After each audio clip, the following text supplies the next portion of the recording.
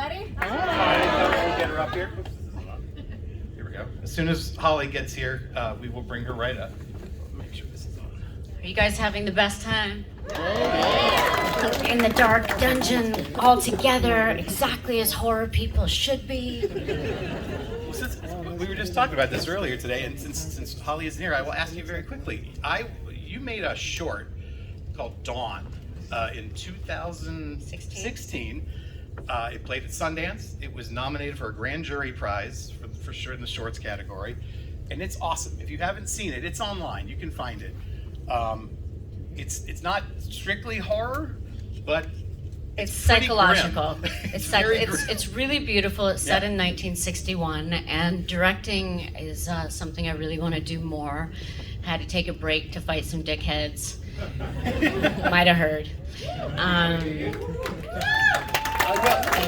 And I will say, I mean, it's great. It really does feel like that first step towards something like bigger. And I realize talking about things that are upcoming is a dicey prospect right now. But this isn't like you don't have anything like. I'm working on my second book. My first one was a top 5 New York Times bestseller, so I'm working on the second one. Another memoir. My stories of adventures living in Mexico, because I've had quite a few. Okay. Yeah, I live in a remote location in a fishing village of 500 people with 3G phone service. I know, like way back to 2006. Here we are, and happy to be here. I just want to say, you just watching your journey over the last few years, you are one of the single bravest, like strongest warrior people I have ever just witnessed. And I do want to ask though, I mean, just based on what you have seen since you told your truth and with people you've talked to and just things you've experienced since then, are things getting better? Are they staying the same? Are they getting worse? Like, how? Well, I think it was like throwing a hard pebble in a pond and seeing it skip. You know what I mean? It had reverberations around the world, and it wasn't.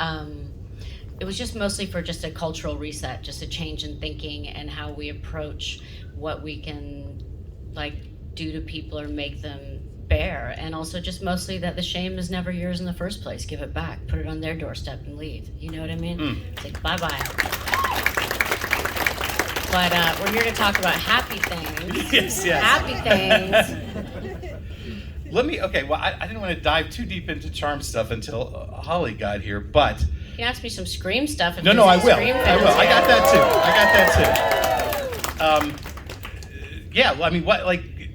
At the time when you made Scream, you were like working in a lot of indie stuff. So was this like the first big high-profile thing you'd really gotten involved with? Well, the first feature movie I did was called Doom Generation. Right. Yeah. Which just got a great re-release, by the 4K. way. It got remastered on 4K. I have a question. What is your question? Why is this so tall? It's been so short all week. Here's Holly. Here we go. Hi, Holly. I thought she was going to say, why? I thought there was supposed to be another person up there. Who was your favorite co-star? Who was your favorite co-star? She's just saying that because I'm sitting here. That Doom Generation director's cut 4K restoration, we played it at the Music Box actually, and it's phenomenal. It's so Is good. it beautiful? Yeah, it looked great. It looked great. Hi. How's it going? Everybody, you want to finish what you were saying, and then we'll get into it? Real quick. So it was like the first bigger production that I'd done that wasn't just kind of a lower budget indie but indies back then were like really cool, right? Yeah. Really cool, and had a lot of street cred. And so, it was my first time, I think it was my first time getting killed, and I think you might have heard of it. I think it was a pretty iconic death that Tatum had. I think we nailed it. And I don't care what any Kevin Smith movie says. You were the bomb in Phantoms. Anyway, okay. So let's dig in. Let's just start from the beginning here, Holly, since you're OG Charmed cast member. What do you remember? Like just when you were told the idea of the series, and or maybe you just got the pilot script or something like that. what do you remember responding to? What do you remember sort of being charmed by? I did read the script and I liked it a lot. And it was different than anything that was going on at the time.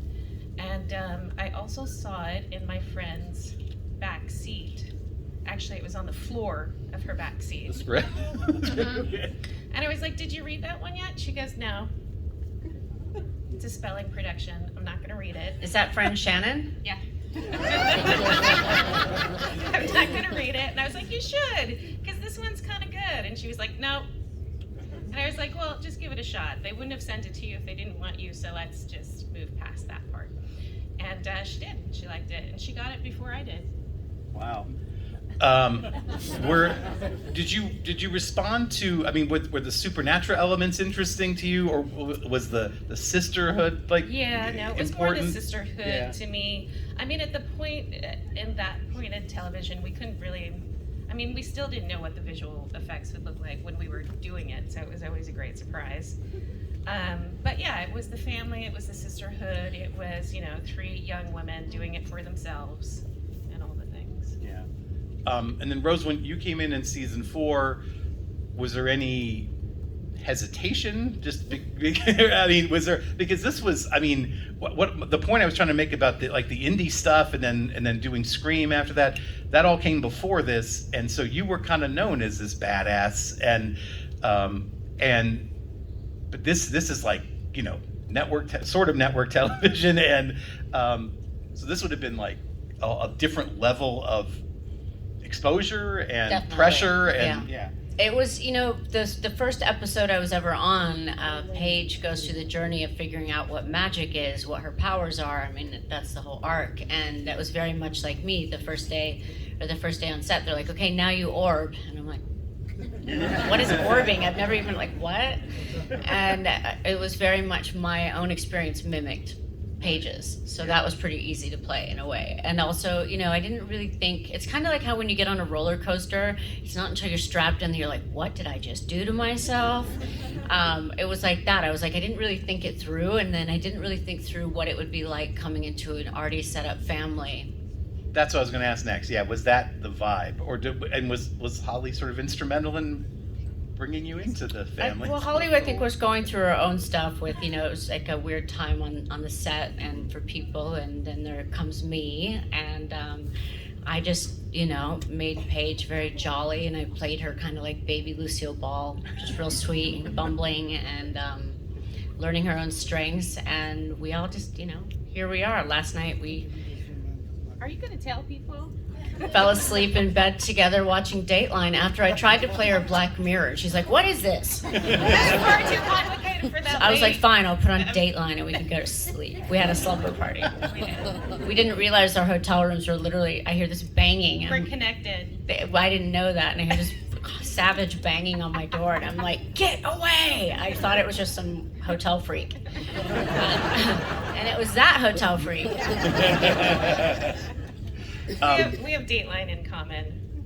Yeah. We both like going to sleep to Keith Morrison's soft lulling sound. I know. It's The not velvety. normal. And then you wake up in the middle of the night and it's like the 3 heads in the duffel bag. I woke up and it was like the 2 prime suspects in the middle of the night on a dark country road, and I was like, "Ah!"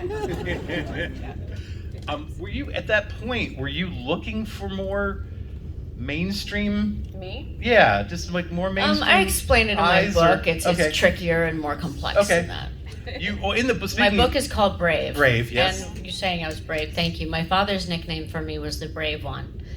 And I wasn't allowed to know that until after he died. He was kind of real obsessed with his kids not developing egos. Where would you, I'm so brave. There's my ego. Weirdo. But after he passed, my sisters were like, he wanted you to know his nickname for you was always the Brave One. And so that's the name of my book, Brave. Nice. And the audiobook is I've noticed sometimes with my printed words, they can sound kind of intense, but when you hear me saying it, I broke into my mother's house at Christmas one time, there's a backstory, and stole and pawned a bunch of Christmas presents, snuck in through the dog flap, which served me well later in Scream. So it all ties together. but I'm laughing when I tell the story. But when you read the actual printed version, it sounds like I'm kind of mad. But in the book, I'm like, in the audio, I'm like, smells like Christmas, fuckers. Yeah, but in the book, you do lay out that you weren't always, it was not always a pleasant experience shooting Charm, but I also got a sense that maybe that was, a lot of that was, I mean, some of it was just like people were not being nice and people were, but then some of it was also like self-imposed pressure that you really wanted it to be successful. Like you wanted to be accepted. I was told over and over the show, don't worry, the show's gonna fail. You're just, to get it to like its last leg, and don't worry, no show ever comes back from a major cast change, and fail, you're gonna fail. And I'm like, fuck you. We're gonna win, and we're gonna show people we can do it, and we're sitting here today with all of you fabulous, awesome people, so I'd say that was successful. You didn't think you were going to be there 5 years, and then, No, I didn't. And then having slumber parties with me 20 years later. Wild times, man. Wild. All right, I'm gonna ask probably a question you've been asked many times. Do you have a favorite episode, or do you have a favorite story arc, or? I like The Evil Enchantress. I don't know if that's the name of the episode, but I like when Paige turns evil, and I liked A Page from the Past, and I liked, there's one called Charm Noir where I go back in time, and it's like the 1930s, and I got to sing Fever, and that was very cool. Like that. That was a good one. Yeah, I like the Excalibur one because I never got to play with weapons.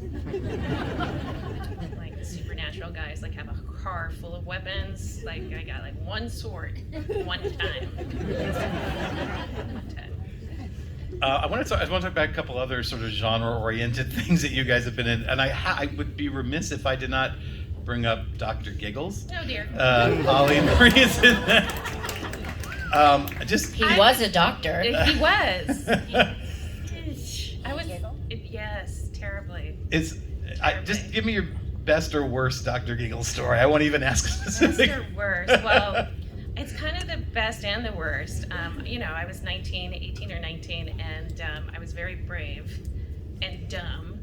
And I insisted on doing a lot of my own stunts. And one night, one of the producers were on set, and they were like, "Get the producer to craft service because she's gonna get hit by the car." And I did. I got hit by the car. I went up on the thing and then down on the thing, and yeah. So we were even hiding from the producers what I should have not been doing. So it was, it was a lot of fun. It was like action. I got to run. I got to fall. Did you have to scream? Many a time. And it's harder than you think. Oh, I know. I've never been able to scream like how horror movie girls scream, or even in real life. I can't. I can yell, but I can't scream. And it wasn't until I was on the set of Scream that I pulled Wes aside, Wes Craven, and was like, "I just need to tell you, I can't scream." That's why when Tatum was dying. By the way, he was like, "What?" And I'm like, "I have a block. I can't do it." It's hard. It's hard. Like you have to let it all out, literally, and it's a weird thing, unless you're honestly like scared. But even then, I'm not really good at it. But I did do it, and I think everybody needs to do one bad horror movie in their career, and so I have succeeded. And yet, I don't think, I've been doing this convention 20-some years, I don't think I can walk that show floor and not see somebody with Dr. Giggles merchandise. So it's having a moment. I don't know why. I don't know if the moment ever went away. It's 30 years later, and I'm like, I don't know. Well, I also realized you never, you don't know what someone's favorite movie is going to be. It could be your least favorite, and it could be their favorite. So you just really don't know. And I had a great time, though. They gave me a cabin on a river and gave me a car. I didn't even have a driver's license. They didn't ask, so I just took it. Teaching yourself how to drive on Portland rainy roads is a really great idea. But I survived. So did everybody else. I didn't hit anybody. Except for all the people Dr. Giggles killed. Yes. I imagine they did not survive. No. Did you get killed? No. You're a final girl. I won. Yeah. Ooh. I won. An esteemed company, Is that what that means? Oh, I had no idea. I'm new at this. Maybe I need to do one And more I bad will one. also add just really quickly that the poker scene in Ocean's 11 is one of the funniest things I've ever seen. Yeah. And It was weird. and you're the only woman in the scene, Yeah. and you're the only one who's not an idiot in the scene, I think. Because you're not the only one playing an idiot, but yes, I just rewatched that again last night, and I'm like, that is one of the fun. When I saw that the first time, I'm like, I know exactly what's happening here, and this is genius. So anyway, We had no idea what was happening there because we were told to ad lib, among George's and Brad's lines, Right. scripted lines. So it's like, how do you interrupt those two? I couldn't. I was just watching. and they're supposed to be they're supposed to be the unknowns in the scene too. They're Yeah. like, yeah. Can we talk a little bit about Planet Terror while you're here? Cherry was a final girl. Yeah, Okay, for sure. I got it. PhD now. Yeah, thank you. The one thing about that that stood out to me after watching it a few times was that did you become like a hero to a certain degree of people who have like disabled people that I'm guessing most of them don't strap on a machine gun to their leg, but like it's just like it's such an empowering. It really moment. is. I met someone today who's missing a limb and has a replacement, and he was wishing it was a gun. And I signed a prosthetic yesterday, and I actually volunteered for a while at Walter Reed Hospital in Washington D.C. And thank you. It was really intense and special, and there's a lot of people that have prosthetics that are really unique, but none as unique as that gun. I'm going to ask one more question. We got a microphone right here if anyone wants to ask questions. We have about 10-15 minutes for questions. Tell me about, because Holly, you have done 3 long stints on series television. I know, don't tell anyone. It feels like I'm gonna get a clunker sometime soon. Well, The next one will suck. Good luck, but not there yet. But I'm just wondering, can you talk about both of you talk about the pros and cons of that repetitive grind of series television, but there's also a stability there, not just like work financial stability, but just like you get to dig into these characters in a way you probably don't in films sometimes. So talk about sort of the if there's a dichotomy there. Yeah, I mean, you don't usually get to spend 8 years with a character and have them go through that sort of transformation that normal people go through in life. The pro was I was really young enough to do it. And as I got older and I did Pretty Little Liars, and I had 3 kids at home. I had 3 kids, they were like 2.5 years apart, and so there was always babies running around, and I still wanted to be on a good show, but I couldn't be one of the top 4. I couldn't even be top 5, 6. So I think Ella was number 7 on the call sheet, and I was really okay with that because I got to be home with my kids for the most part when they were little, because when you do a show like Charmed, No life. you have no life. You miss a lot of holidays, you miss a lot of birthdays, you miss weddings, and sometimes you come up out of it and wonder if you have any friends left because you keep telling them you're going to call them back. But you live there, you eat, sleep, and breathe there. And then on weekends, often Friday nights will turn into Saturday mornings, so you only get a Sunday. It doesn't really exist that much anymore, that kind No. of schedule. I Maybe know, on they're network kind of- TV still. They're kind of cheating now, these shows that have 12 episodes. I'm like, No, they have what? like 6 to 8, 12. It's like is a nothing. mini series. It's not even it. We would do 22 to 23 a year, and 8 day. It would take 8 days to do one episode of Charmed, and it's like half a movie in 8 days by the clock. And so you're just, or watch the camera guy fall asleep on the camera. People True. turn gray.